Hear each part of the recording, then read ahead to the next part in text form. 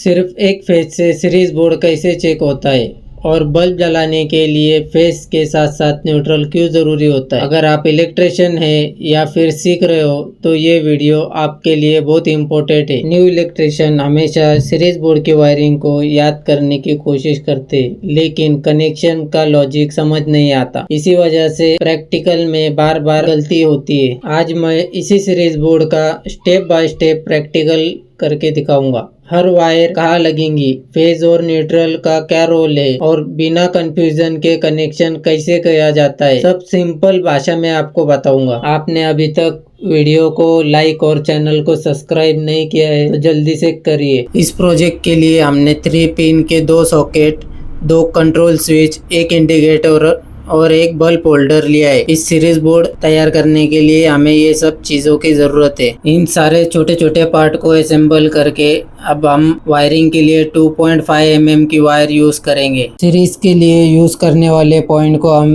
Marker से marking कर लेंगे। एक बात हमेशा ध्यान में रखना, वायरिंग स्टार्ट करते वक्त वायरिंग को इंडिकेटर के पॉइंट से ही स्टार्ट करना है। अक्सर वायरमैन ये हमेशा गलती करता है। एक लूप तैयार करके कंट्रोल स्विच के नीचे वाले दोनों पॉइंट में इंडिकेटर से कनेक्ट होते हुए जोड़ लेना है। इंडिकेटर के उसी पॉइंट में जिस पॉइंट में हमने लूप जोड़ा है उसके अंदर हम रेड कलर की एक वायर जोड़ देंगे। वायर जोड़ने के बाद इसे साइड में कर देंगे। अब हम एक वायर का टुकड़ा ले लेंगे और सीरीज कंट्रोल स्विच के एक पॉइंट बचा हुआ उसमें वायर को जोड़ लेना है और उसके दूसरे पॉइंट को हम 3 पिन होल्डर के एक पॉइंट में जोड़ देंगे। अब हम ऑन ऑफ स्विच के बचे हुए टर्मिनल से 3 पिन के एक पॉइंट में जोड़ेंगे। ये हमारा कॉमन पॉइंट होगा। इस पॉइंट को हम मोबाइल चार्जिंग के लिए भी इस्तेमाल कर सकते हैं। इस वायर को जोड़ लेने के बाद अब हमारी फेज लाइन की पूरी वायरिंग कंप्लीट हो चुकी है। अब इसके आगे हम बल्ब होल्डर के दोनों पॉइंट में वायर को जोड़कर बोर्ड में फिटिंग कर लेंगे। जैसे कि आप देख सकते हो बल्ब होल्डर के हमने दोनों पॉइंट में वायर को कनेक्ट कर लिया है। अब हम बल्ब होल्डर की एक वायर को 3 पिन सॉकेट के बचे हुए पॉइंट में जोड़ेंगे। इससे सीरीज टेस्टिंग के समय हमारा बल्ब ग्लो करेगा और जो भी हम सॉकेट की टेस्टिंग कर रहे हैं उसकी कंडीशन आसानी से समझ में आएंगी। चलो तो इस वायर को फटाफट जोड़कर अब मैं आपको वायरिंग को स्टार्ट से पूरा समझा देता हूँ। फेज सप्लाई सबसे पहले हमने इंडिकेटर से शुरुआत की है। सप्लाई बाईपास के लिए हमने तीनों स्विच में एक लूप जोड़ दिया है। सप्लाई आउटपुट के लिए स्विच ऑन करने के बाद हमने स्विच के एक एक पॉइंट को 3 पिन सॉकेट के एक एक पॉइंट में जोड़ दिया है। सीरीज वाले सॉकेट में हमने इनपुट में सप्लाई की वायर जोड़ी है और आउटपुट में हमने एक बल्ब की वायर कनेक्ट किया है। अब हम न्यूट्रल की वायरिंग पूरी कर लेंगे।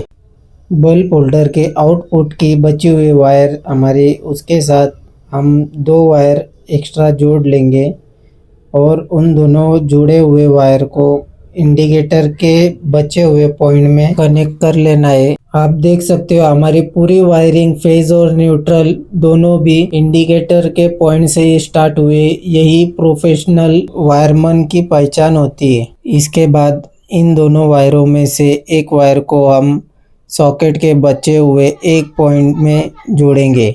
ये हमारा कॉमन पॉइंट के लिए यूज होने वाला है। आप देख सकते हो इसमें हमने फेज और न्यूट्रल दोनों दिया है और इसके बाद आप इसमें मोबाइल चार्जिंग वगैरह जैसी चीज़ों का यूज कर सकते हो। अब हमारे पास बची हुई येलो कलर की एक वायर को हम रेड के साथ फेज और न्यूट्रल के लिए यूज करेंगे। सीरीज कैसा वर्क करेगा अब मैं आपको बता देता हूँ।